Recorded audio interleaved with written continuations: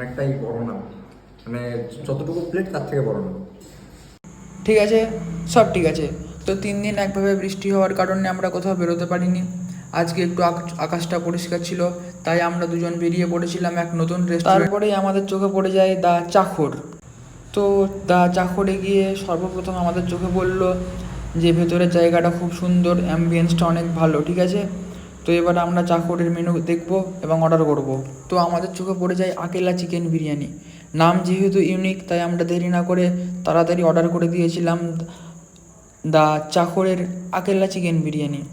এবার আকেলা চিকেন বিরিয়ানিটা আমাদের সামনে চলে এসেছে। তো নাম অনুযায়ী আকেলা চিকেন বিরিয়ানিটা অত ভালো ছিল না। আমি প্রেফার করব তেজপাতার চিকেন বিরিয়ানি। তোমরা যারা আমাদের আগেকার ভিডিও দেখেছো তারা জানবে তেজপাতার বিরিয়ানি একদম সেরা ছিল, চুমু ছিল। আকেলা বিরিয়ানি, শেজওয়ান চিকেন চাউমিন, অনেকটাই বড় না, মানে যতটুকু